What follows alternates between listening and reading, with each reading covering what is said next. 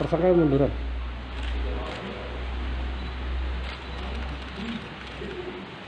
Awalnya karena Apa? karena Kernet bus. iya. Berapa lama jadi kernet bus? Sampai Sampai terakhir ada pandemi ini Pak. jadi setelah pandemi berhenti. Iya soalnya pada gagal. Terus yang punya inisiatif siapa? Sampai Saya. Bapak berpikiran untuk Saya. melakukan penjualan kotak amal itu. Saya Pak. Kenapa?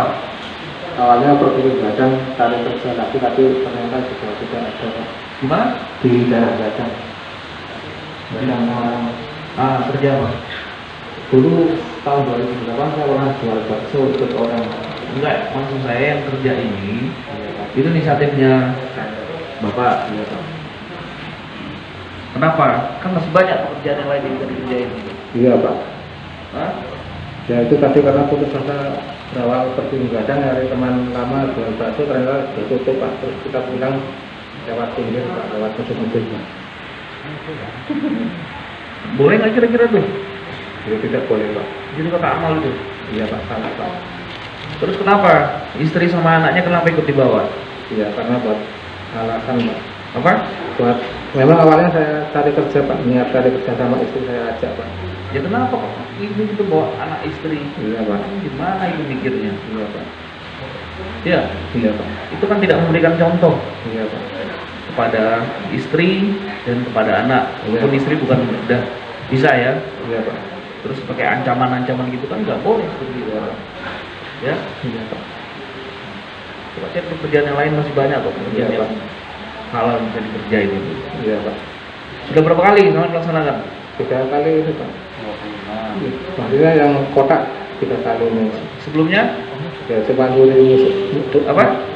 20 yang 20 kalian itu cuma dapat sarung sama mukena saja. Di kawasan mana aja? Di daerah timurnya Gadang itu Pak. Hah? Rajinan apa mana itu sama Rajinan. Iya. Yang kemarin itu di Pagelaran. Iya Pak. Siapa yang ngajak ke sana? Saya Pak. Hah? Saya Pak. Puter aja nyari-nyari gitu. Iya Pak.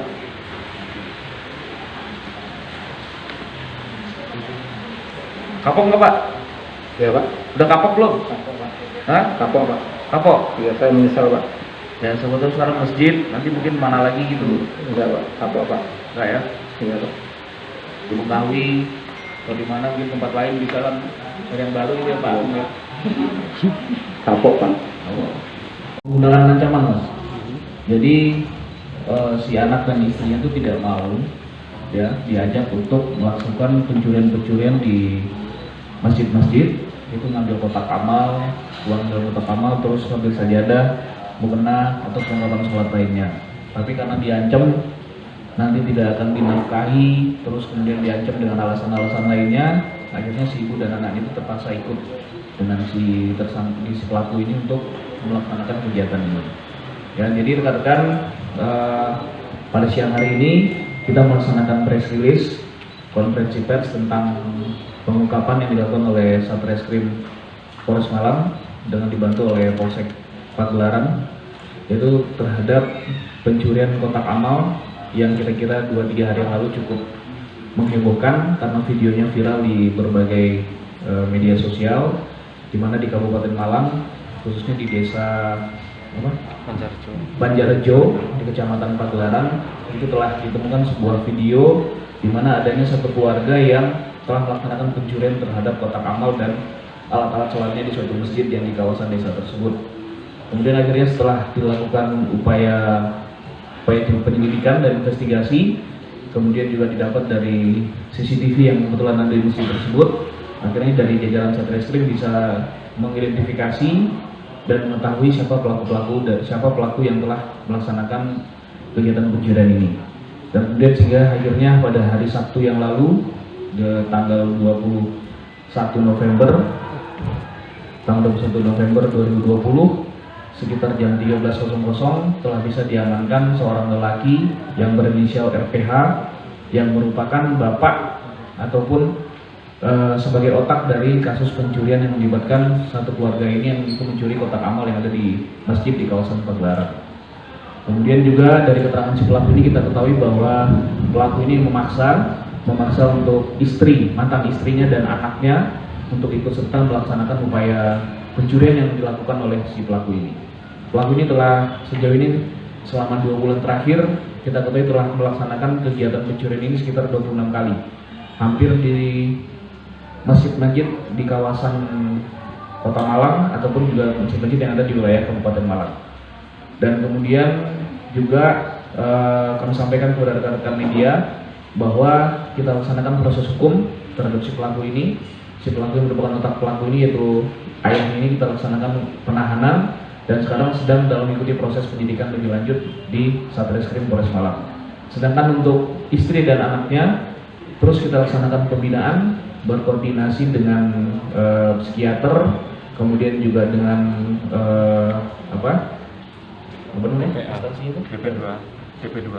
BB2 yaitu Badan Pemberdayaan Perempuan dan Anak untuk dilakukan pembinaan lebih lanjut untuk menghilangkan trauma, termasuk juga untuk dilakukan pembinaan agar tidak menjadi suatu hal yang bisa berdampak lebih lanjut kepada kepada ibu dan anak ini.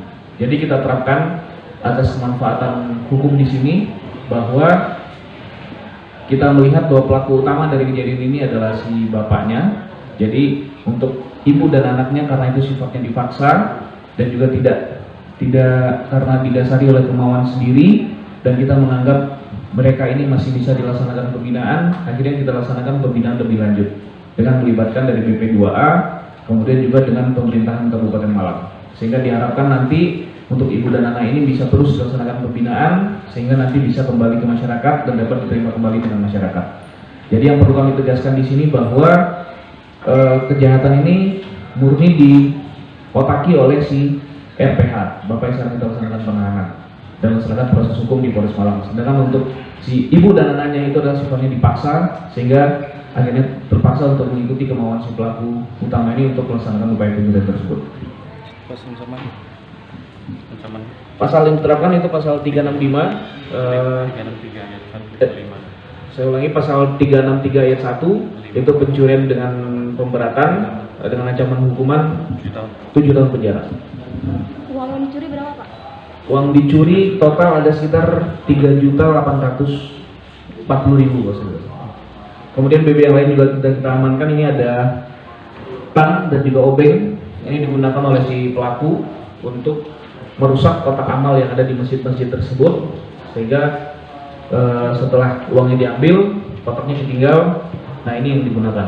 Ini BBB yang lain, ini kain sarung, sejadah, mukena, ini juga diambil oleh si pelaku dari masjid-masjid yang telah dilakukan pencuriannya.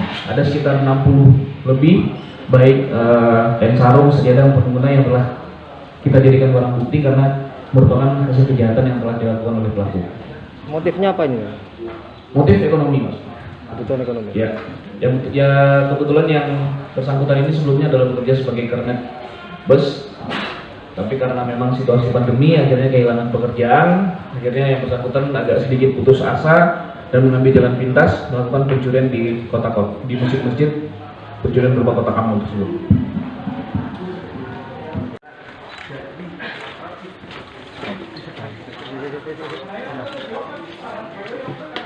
Mana?